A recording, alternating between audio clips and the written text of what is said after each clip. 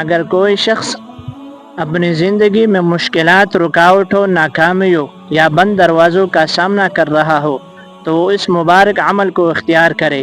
ہر روز فجر عائشہ کے بعد باوضو ہو کر قبلہ کی طرف منہ کر کے بیٹھے، دل کو حاضر کرے اور مکمل توجہ کے ساتھ ایک مرتبہ قرآن کریم کی ایک سورت ہے، سورۃ الفتح کے نام سے 26 نمبر پارے میں موجود ہے، تلاوت کرے اور تلاوت کے بعد 11 مرتبہ یہ دعا پڑھے، یا فتاح افتح لنا خیر الفتح وارزقنا من حیث لا نحتسب۔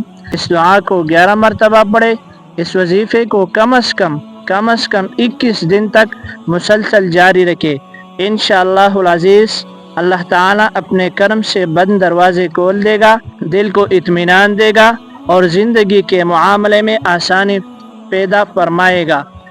میرے بھائی اور دوستو، سورۃ الفتح کی برکات آپ کے سامنے ہے کہ اس سورت کی تلاوت سے دلوں میں یقین مضبوط ہوتا ہے، مایوسی دور ہوتی ہے، رزق میں برکت آتی ہے، اور سب سے بڑی بات، انسان اللہ کی مدد کو اپنی زندگی میں واضح طور پر محسوس کرتا ہے۔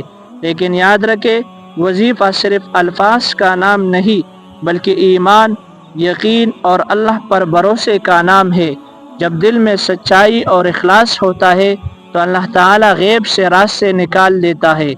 آخر میں دعا ہے کہ اللہ تعالیٰ ہمیں قرآن مجید کو سمجھنے، اس پر عمل کرنے اور اس کی برکتیں اپنی زندگی میں حاصل کرنے کی توفیق عطا فرمائے، آمین یا رب العالمین۔